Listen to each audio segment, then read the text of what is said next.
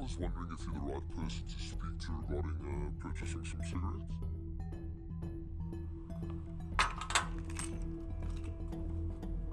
It came to a point where I had to open my fridge and I had one loaf of bread left. I have to borrow money from my parents for my basic sanitary needs.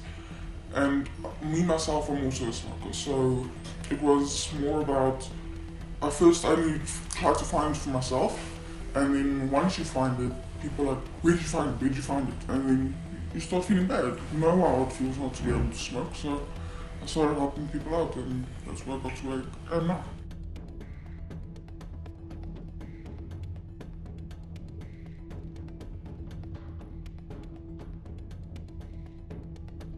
South Africans have been unable to legally purchase cigarettes since the lockdown started on March 26, 2020.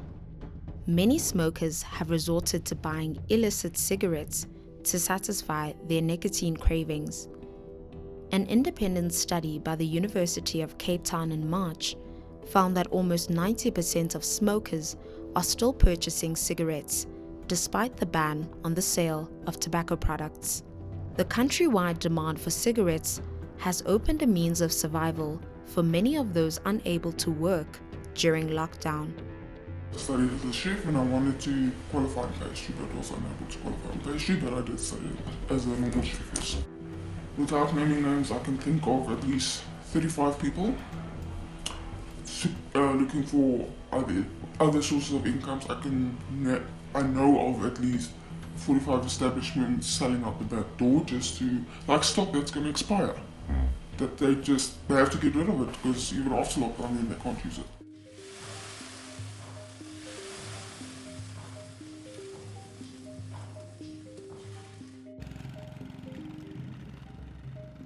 Eileen, which is not her real name, now uses her scooter to deliver cigarettes around Johannesburg.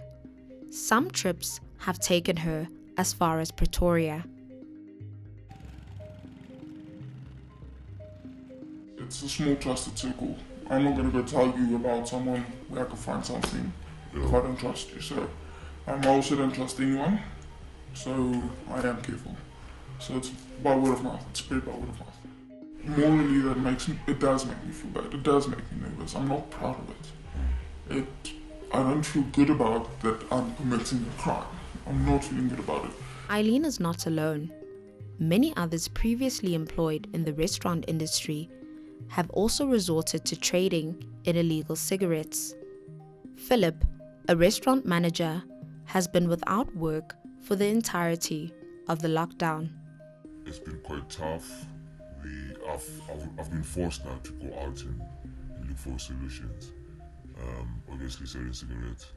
So yeah, that's what I've been doing currently. The government is getting tight with cigarettes, so it's getting tougher and tougher. So it's risky. No one wants to be arrested, but everyone wants food. I mean, around here in Soweto, everyone wants cigarettes. Everyone smokes. I pay 800 rand for a carton, and then as soon as you get to stop more, come to the guy for 2 cartons, get 800 rand for 2. When you sell it to people sold by a loose, it's about a loose 4 rand, and a 20 could be 40 rand. The Fair Trade Independent Tobacco Association, FITA, is currently involved in court proceedings with government about the ban. FITA argues that the ban is having a detrimental effect on the population. We had written initially to government conveying our concerns in as far as their decision to ban the sale of cigarettes, particularly in light of the many knock-on effects that we had alerted government that this particular ban would have. I mean, for instance, you look at the loss of revenue to the fiscus. You further look at the psychological impact on smokers, for instance. We know that South Africa has somewhere between 8 to 11 million adult smokers. Now, what we saw as a result of the implementation of the ban is that people were actually moving around due to the addictive nature of nicotine to source cigarettes, which were now available on the illicit market.